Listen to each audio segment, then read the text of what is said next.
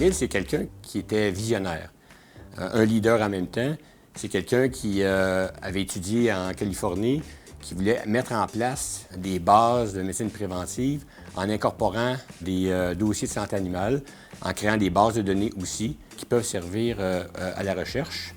Les premiers aspects qu'il a apportés à la faculté de médecine vétérinaire et par la suite à la clientèle et aux médecins vétérinaires praticiens du Québec, c'est la mise en place de suivi de la santé mammaire chez la vache après le vêlage. Donc, on peut dire que c'est le début ou des éléments clés de la biosécurité en médecine préventive des bovins laitiers. J'ai connu Émile au milieu des années 80. Il était jeune professeur, j'étais étudiant. Émile est arrivé, c'était le modèle du vétérinaire du futur. La médecine de troupeau naissait, il nous a emmené une nouvelle façon de voir la médecine vétérinaire. Émile, c'était vraiment quelqu'un qui était convaincant.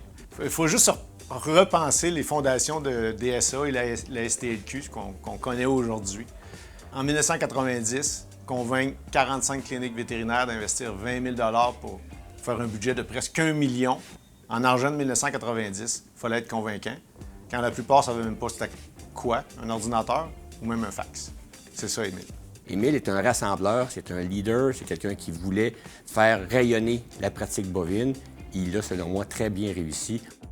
L'engagement d'Émile s'est manifesté de plusieurs façons au cours des années. Tout le monde connaît son implication au niveau de la billetterie, ça a été délégué pour la ABP. Alors, Émile a toujours été très actif, professionnellement parlant, pour représenter les vétérinaires du Québec. Mais moi, en ce qui me concerne, ce que je retiens le plus de la contribution d'Émile, c'est le travail qu'il a effectué pour rassembler les gens autour du projet ASTLQ à la fin des années 80. C'était inédit à l'époque, c'est encore inédit aujourd'hui. Moi, en ce qui me concerne, ça a changé complètement ma carrière comme vétérinaire praticien. Et puis le projet STLQ a tellement été important comme réalisation qu'aujourd'hui, ça a généré la façon de faire pour l'ensemble des praticiens en production laitière au Québec. Émile, en fait, c'est un vétérinaire passionné. Passionné pour la médecine vétérinaire, passionné pour la technologie, l'innovation, tout ce qui est nouveau, mais surtout un grand respect pour ceux qui pratiquent. Il a toujours été proche des praticiens, puis il a toujours été à l'affût de vouloir les supporter. Émile était directeur des communications et du volet de développement qu'on appelle aussi philanthropie. Or, je trouvais ces volets-là tellement importants que j'ai décidé que ça deviendrait un vice-décanat.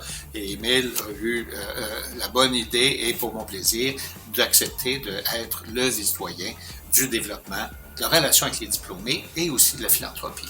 Or, dans ce contexte-là, il a accompli vraiment de très belles choses parce qu'il est convaincu lui-même de l'importance de la philanthropie dans toutes les causes, mais incluant particulièrement l'éducation et la recherche.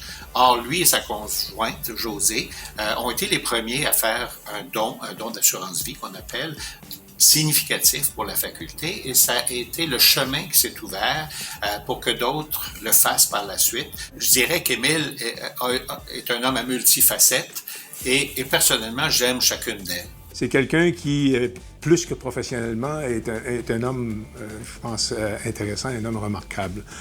Autant comme père de famille que comme pour son implication sociale. On parle justement de vaccination. Alors, il s'est impliqué depuis le début dans Je contribue.